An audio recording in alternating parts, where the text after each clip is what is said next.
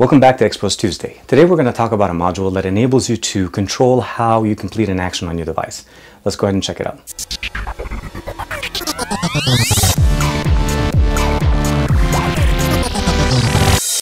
Okay, so we have two different ways of getting this module installed on your device.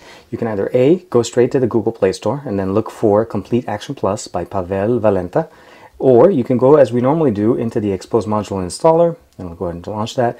And again, look for Complete Action Plus version 1.5.4. Install it, check the box, restart the device. That's pretty simple. We've always done that. And then you have a few options to be able to actually go into. The main thing you want to keep in mind here is that you have the ability of turning on Display Always checkbox, and this is the ability to select an app to be always as a default application. Manage list of application, the ability to change the order of what applications show up, changing layout, and then we'll get into that a little bit, and that gives you the ability to go from list to grid, and then the ability to go from regular, large, or extra large. And then you can test it here and just see exactly how it looks like. And we'll go back. That's the share test, and then of course the open test, you get that in a different list. To go ahead and actually do a quick demo on this, I went ahead and sent to myself an email, and in this email I just basically put in a couple of links, and those links normally will ask me how do I want to actually open or share these things. So this is a YouTube link. By default it automatically asks me to open it with all the different browsers that I have installed on my device, my YouTube downloader, my Stickit, all of these things, and generally this takes just a major portion of my screen and I don't want to do that. Now we have the option of saying complete action using, and then we'll say configure. You get the list of all the applications that were listed in that option, and you have one major requirement that you have to keep in mind. One, you have to have at least two applications in there, so if you turn off all of these, you at least have to have two left. Two, with the star options is whatever you star, it puts it to the top of the list. So an example would be, I preferably always would like to open up my YouTube videos using YouTube, or I'd like to open it using Viral. That's my other YouTube application that I've reviewed here on XDA. Please check it out if you like it. And the third option I'd like to have it is my downloader. And then after that, I don't want to show Chrome, and I don't think I need to show Firefox or Chrome. I keep Chrome Beta just in case it ends up being one of my options. I don't like using vPlayer to open up my YouTube videos, so I'll turn that off.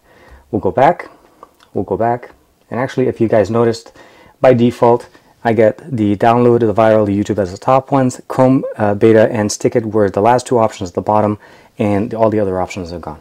By far I find this to be this just really one of the very nice modules that I've ever actually downloaded on my device. And the reason I say this is, if you have 5 applications that do the same thing, generally that list just gets bigger. And so in this situation I can just select YouTube, and then it'll open at YouTube, and then lo and behold, who is this? But actually it's a video from Jordan from last Friday, so I just wanted to put it in there just for you guys to kind of get a reference. And then if we go back in here, the other one is actually a Google Play Store link. By default we only have a few options. Obviously the Google Play Store is one of them, but we're able to do the exact same thing. I checked it already and I said I wanted the Google Play Store, or the Play Store, and Chrome Beta as my defaults, and then my favorite ones and the other options in there. Of course I can disable them. Other than that, it's pretty simple actually as far as a module and what it can do. Not that many options as far as what you can do inside of it. There's no other settings outside of what you see in here. Very easy, very simple to install. Download it, check it out, let me know what you guys think about it. I really like this, and I've been waiting for a module to do something like that for me on my device. Download and install the application the normal way. Find it in the list, check the box, restart the device. That's usually the main or the easiest way to do it. I like the interface, the way the application works. There's not that much to it, I guess, as far as the, just going through and looking through the options. What you do have the option to at least be able to do here is to check a star box next to each one of these items, and it will move it to the top. I think it would have been slightly better if we had the ability of just basically drag and moving the order of applications the way we would like them to be. The ability to turn off application is by far the best feature of this application that I think it just hasn't been there for any other module that I've seen, or any other application that will do the same.